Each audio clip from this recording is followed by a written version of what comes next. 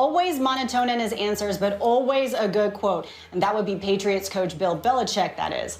Earlier this week, when asked whether he would rest his players for the last week of the regular season, here's how he responded. I don't really understand that question. We have, I don't know how many starters we have, but we have a lot more than, we can only inactivate 7 players. So, this isn't like a preseason game where you have 75 guys on your roster. It's a regular season game, so I don't really understand that whole line of questioning, and I'm not saying I'm a great mathematician or anything, but the numbers just don't add up for that type of conversation. I legitimately love his pressers. They're the best. Ryan Clark joining us right now, rocking the bow tie. Ryan, do you like, love, or hate Belichick's comments? It's Belichick, right? I mean, it's not, the thing about it is, right, you're asking me if I like, love, or hate it. He could care less, though. Like, that's not his concern. Right. His concern is not we of the media. He could care less if he ever had to have a presser, ever had to answer a question. And really what he did in so many words was say, well, that's a stupid question. Right? And he took the question very literal. As he said, are you resting starters? So he made the question sound like, because he knew the man wasn't like, are all 22 starters going to sit? He knew the man wasn't saying that. But because he's Bill Belichick and he wants to be contrary and he doesn't feel like being there, they didn't wash his hoodie or whatever, right? He made into this whole thing, which was the truth. You don't have enough helmets to rest every starter. You just don't. But he knew the guy was asking, hey, is Tom Brady going to sit? Or are you going to rest Martellus Bennett a little bit because you don't have Gronk? That's what he was asking him. Malcolm Butler get some time. But here's the thing. They're still playing for a seed. Mm-hmm. They can be the 2nd seed in the playoffs if Oakland wins. So it's really not a question he has to answer right now because they need to go out and win this game. But it's a Bill Belichickian answer. So he obviously hates the question. But now that you've joined the dark side with us here on the media side, do you like, love, or hate his comments? None. I nothing it. Nothing? You're not gonna. Yeah, I just nothing it. You know what I mean? Okay. Refuse to play the game, huh? I respect it. I nothing it. I'll play. Okay, what's up? I love how he responded to this. The first thing I wrote down to agree with you is he does not care about our opinion. I think it's hilarious how for so many years now, it's kind of like the Wizard of Oz. If you don't see the wizard behind the curtain, you really don't know what's going on. I believe before every press conference, he stands behind the door and laughs with everybody that works at the Patriots. And fans actually believe this is how Bill Belichick is. He's got a very good personality. He's kind of a fun guy. If you've ever seen him behind the scenes on NFL films, he just likes to go out and have fun with you.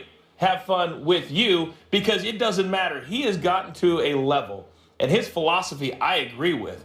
He doesn't want to rest his starters. He believes in records and legacies and things of that nature. And if you rest starters, you just give games away, even if there is something to play for as far as seeding is concerned. I also believe that he believes that at Foxborough, they are unbeatable in the AFC playoffs. That's why the #1 seed is so important. So, I believe, first of all, I'll play the game. Oh, thank you. Thank you. You got it. Appreciate it. Did you get to point out that I ain't played? No, I said it one time. I kind of felt like you did. Yeah, you said it one time. I'm sorry. I heard you. The Steelers beat the Ravens this weekend, so you and I are not in a great place right now, sir. You look better than me with that bow tie on. I don't appreciate it. I can't pull a bow tie off. I don't know if my neck is too small or what, but I'm not the bow tie type of guy. I go conventional type. But anyway, to the point.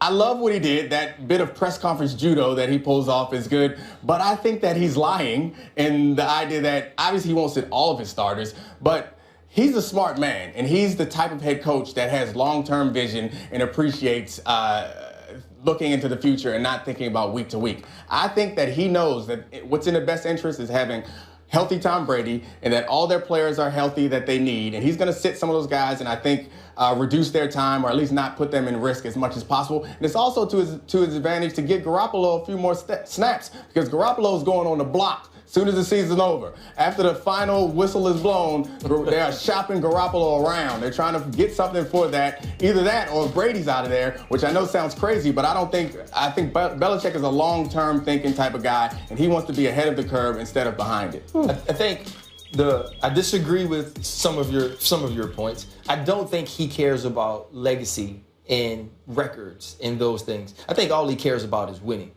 And maybe doesn't that lead to legacy? Well, winning big, not necessarily winning this week. He's not worried winning about right. So I'm saying, and so I think if he felt like it would be in the benefit of winning, right? Because if he goes 13-3 or 14-2, it doesn't matter unless he wins the Super Bowl.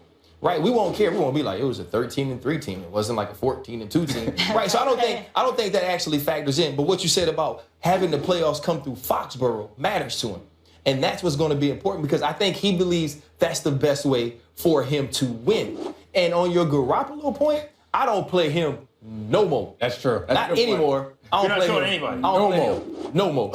Because what he did, right? Because the small part you guys remember. Right, you're right. You can't increase his value. He would have been a Pro Bowler at that level he played at. Right. Right. You know who's saying that? All the teams with bad quarterbacks. That's a good point. Right? You can't improve his value at this point. All the teams that want him, there's a scout going in, hey, man, you know, if Jimmy Garoppolo would have played, they'd be 13-2, just like they are with Tom Brady, and he still has nice hair. You know what I mean? It's all kind of stuff they sell. When you look at, and also the reason I don't think that he thinks this way as well, he has proven that it doesn't matter who's out on the field with Tom Brady this year at all. No. Gronk goes down, doesn't matter. These guys go down, he gets really, doesn't matter. As long it's as always Tom, been the way with the Patriots. It doesn't matter who's in. And that's crazy. As long as Tom Brady's out there, that's all that matters. By the way, I feel like he does not wash his hoodie.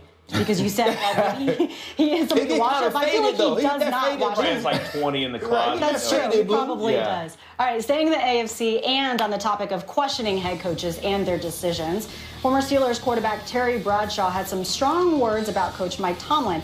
Last week on FS1, he essentially said that Tomlin isn't a great coach and that he's a, quote, cheerleader guy. Now, Steelers players, including offensive lineman David DeCastro, defended their coach and said, hopefully it will fire us up the rest of the way. So will Bradshaw's comments impact the Steelers at all? Man, nobody worry about Terry. Okay. That's what we wanted to really know. I agree. That's what we wanted to really know. Like Terry Bradshaw, you think he Eric Dickerson. You're not out here getting coaches fired. Yeah. Come on, man. Shut up. I ain't worried about you. You know, here's the thing, right? And Dom knows this, and you guys understand it, obviously. A lot of times, like even they are coming to the defense of Coach Tomlin, but nobody is holding a press conference to say, I'm in defense of Coach Tomlin. And what I mean by that, they're being asked these questions. And when they ask you these questions, you answer them. So this is not a thing that's being talked about that they're rallying around in the locker room. We ain't never seen Terry Bradshaw. I mean, we saw everybody else, you know what I'm saying? You see Mr. Green and you see Mr. Blunt and you see Mr. Harris, and I did autograph signings with Lambert. Ain't nobody see Terry. And that's what I wanted to ask you, because there's just a few franchises in the NFL that are run like a college program. They can say, this is our program. I think Patriots, Steelers, absolutely, and maybe the Cowboys, even though success has not been there. When you have a 4-time Super Bowl quarterback, I think sometimes fans who maybe are not in the know, they believe that within those walls, Terry Bradshaw has a lot of say. He has proven over the years that he can be a little bit out there when he does say these things. But I also would say this, how do you classify great? Who are you comparing Mike Tomlin to?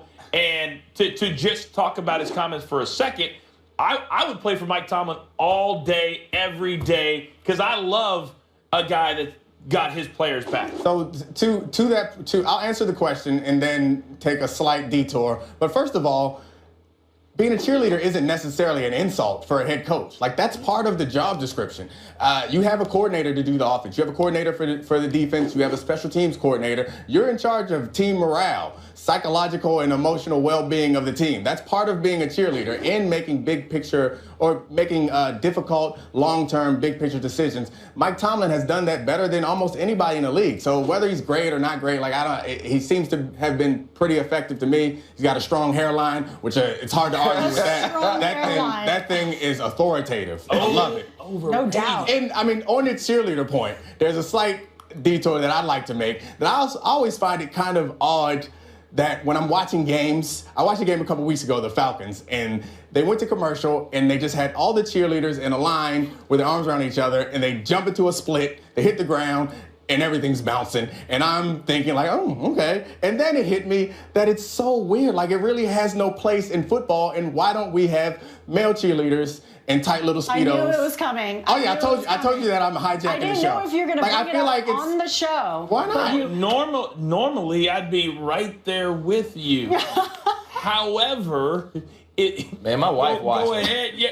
I just think that He's an equal you're like, I'm not saying guy. Nothing. Yeah, I'm saying nothing. I just think that it's something that we accept because we're used to it, but it's so odd to have like eye candy essentially that's out there for like men and gay women, but there's no eye candy So all those commercials for Shop NFL that play to the female fan, you're saying that we need to start doing that even more by putting male cheerleaders on the field? I just think that it would expose us to the absurdity that is like cheerleaders bouncing on the sideline. It just seems like a thing that is like an antiquated thing that's from the 50s, back when you could sexually harass your secretary and people thought it was cool. I mean, more so, it's the history of the game, right? Like it's part of what it's been. And the teams that don't make it right. The teams but it's a lot of things in life that aren't right, but they just are. And people learn, and people learn to accept it. Sure. And there's actually people who like it. I mean, there was a woman who said that she wants to see the cheerleaders and not Cam Newton.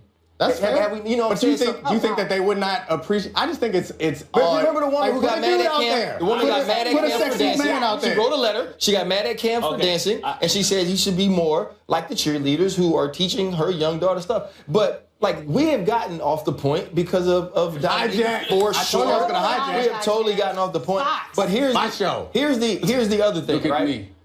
Here's the thing. In one breath, he said, right, as a head coach, there's nothing wrong with being a cheerleader. That's part of it. You're in charge of morale. And then on the other side, he talked about the antiquated life and movement of a cheerleader and what they do. So that's my issue, right? If we can, on one hand, feel that way about the women whose job it is to keep the fans involved in the game, to make people happy, to make some people smile, who some little girls actually go to the game to see. If we can feel that way about them on one hand, how can we in any way accept Terry Bradshaw saying this about a Super Bowl winning coach, about a coach who in 10 years has never had a losing record?